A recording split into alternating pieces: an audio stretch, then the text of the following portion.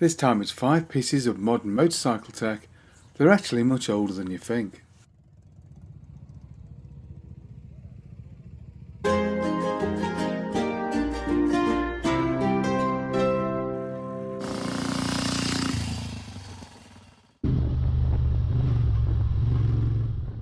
Modern motorcycles are fitted with, and indeed rely upon, a number of pieces of modern technology, things that to a large extent we've come to take for granted, and that we also assume are relatively recent additions to motorcycles.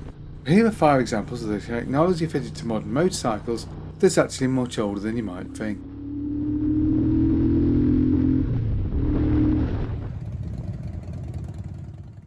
Hydraulic brakes.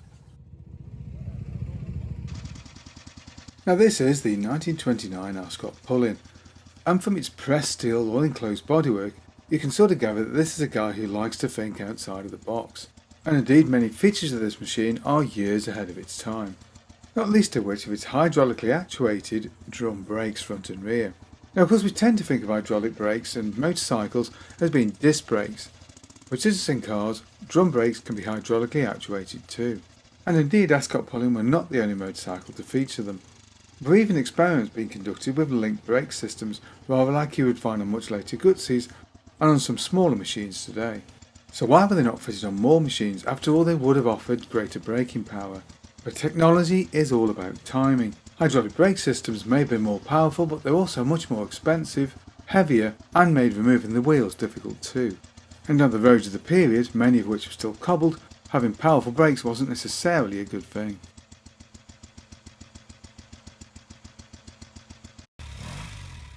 Telescopic front forks. Of course, in the modern era we tend to associate telescopic forks with BMW and their introduction in the period just before World War II. But this is not at all accurate, and in fact, in the years before World War I, English company Scott was already fixing telescopic forks to the front of its motorcycles. But like so many other concepts, it needed technology to catch up to make the thing really viable. And in the absence of hydraulic damping, Scott would often use frictional dampeners to prevent the ride from getting all too bumpy, and friction dampers never really worked quite as well. Add to this, the forks were a little bit spindly, so we tended to brace them with extra metal around them, which made them look a little different from conventional girder forks of the period. And factor in that it's both easier and cheaper to buy in forks from an outside supplier, and it's easy to see why the forks didn't take off. And there's always the golden rule that motorcycle buyers are often a conservative lot, and anything that looked a bit too different or a bit weird simply wasn't popular.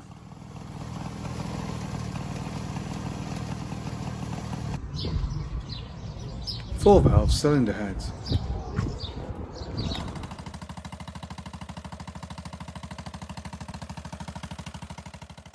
Now, putting race machines to one side, we tend to think that 4-valve heads are something that appeared on motorcycles very much during the 1980s.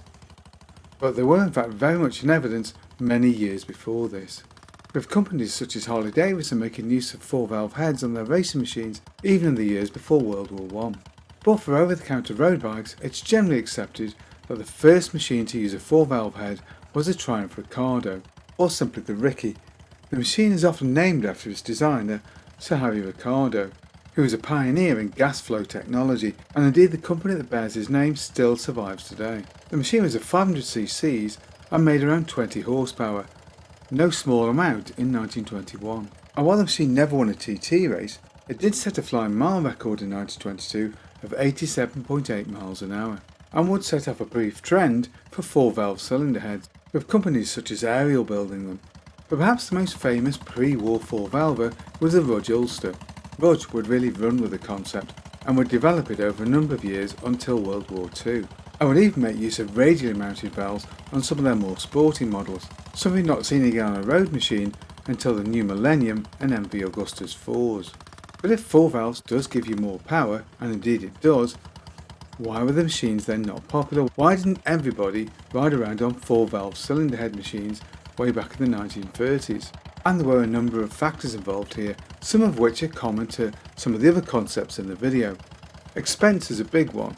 with the extra manufacturing cost being a not inconsiderable amount to consider during the Great Depression of the 1930s. And then there's the bike buyers are a conservative lot, old chestnut. But ultimately, like any technology, it needs the engineering of the day to catch up too. And in this case, for a 4-valve head to really be at its best, you need lots of revs. Something that simply wasn't possible given the engineering designs at the time. And in the absence of higher RPM, the performance gains of the 4-valve head were often fairly small. And by way of illustration, the Triumph Ricardo was replaced in 1928 after just 7 years by a conventional 2-valve bike, which actually produced more power. The V4 engine. These days we tend to think of Honda's VF and VFR range as the true pioneers of the V4 engine, but this simply isn't so, and they are predated by more than 50 years. Because way back in the early 30s, AMC, Associated Motorcycles, did a great deal of work on V4 engines, one of which would reach full production, and which, like this machine, the V-twin 400cc Silver Arrow, used a narrow angle V.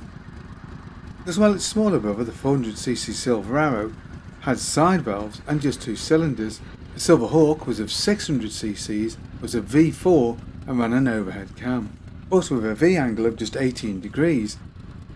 The machine only required a single bevel-driven overhead cam to operate all 8 of its valves.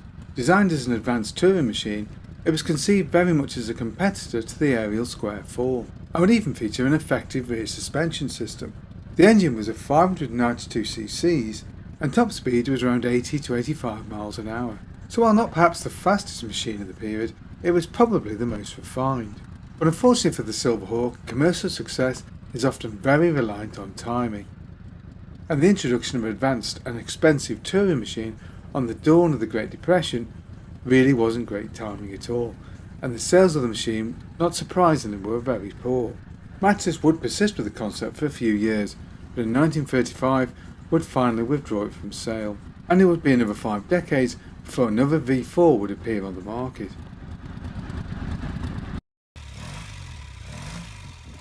The full fairing. BMW are often seen as the real pioneers of the use of full fairings on road bikes, and whilst the R100 series of the 70s was indeed groundbreaking, it wasn't the first time this had been tried. As we saw earlier with the Ascot-Pullin and with this later Vince and Black Prince, the use of all-enclosed bodywork to provide both better weather protection and greater aerodynamic efficiency is nothing new. But if you want to consider the first aerodynamically designed full fairings as we would understand them today, then Royal Enfield and their work with the airflow fairing is truly groundbreaking, with the company actually going so far as to conduct aerodynamic tests at the Bristol Aircraft Company's wind tunnel as early as 1958. And during the 1960s, the entire range of machines was available with a choice of 3 different fairings. And Royal Enfield will claim that the result of their wind tunnel testing was that the machine demonstrated both improved fuel efficiency and improved top speed.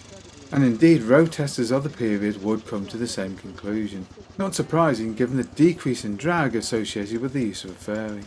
But as with so many of the concepts here, the conservative bike buying public really didn't go for these machines at all, despite the advantages that they clearly offered. And the extra expense meant that few were ever actually sold. And the passage of time has meant that there are fewer still survivors.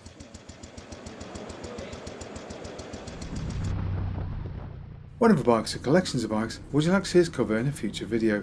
Maybe you've got a bike we can use for a test ride? Either way, get in touch below. Hope you enjoyed that video. If you did, don't forget to like and subscribe, and of course, thank you very much for watching.